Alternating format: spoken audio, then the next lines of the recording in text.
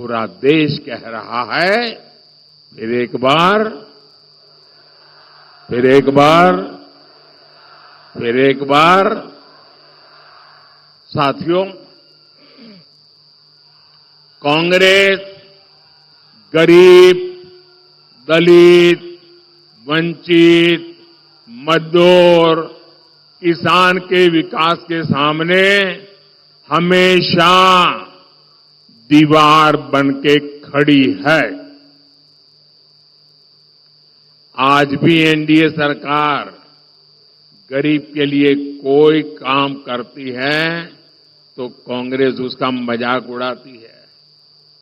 आजादी के 6 दशकों बाद पहली बार हमने करोड़ों गरीब महिलाओं को शौचालय देने का अभियान शुरू किया। तब कांग्रेस और इंडिया गाड़ी वाले लोग उसका मजाक उड़ाते थे। मैंने 50 करोड़ से ज्यादा गरीबों के पहली बार बैंक खाते खुलवाए। तब ये लोग कहते थे कि गरीब बैंक खाते को क्या करेगा। हम देश में डिजिटल इंडिया और यूपीआई जैसी टेक्नोलॉजी लेकर आए। तब कांग्रेस सरकार के एक बड़े मंत्री रहे हुए व्यक्ति कहते थे कि डिजिटल लेन देन अनपढ़ गरीबों के बस की बात नहीं है। जिस कांग्रेस पार्टी की सोच ही ऐसी हो, जिसको देश की जनता पर भरोसा ही न हो, उससे आप देश के विकास की उम्मीद कभी कर सकते हैं क्या? उन पर भरोसा कर सकते हैं क्या? ये लोग महाराष्ट्र और मराठवाड़ा की समस्याओं का कभी भी समाधान कर सकते हैं क्या?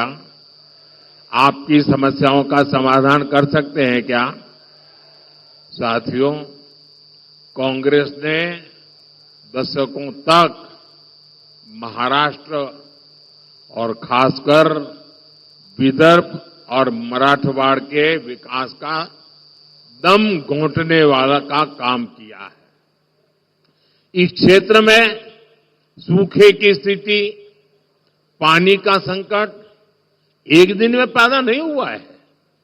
कांग्रेस के रवैये के कारण यहां किसान गरीब होते गए, जहां उद्योगों से जुड़ी संभावनाएं सूखती चली गई, मराठवाड़ के लाखों युवाओं को पलायन करना पड़ा।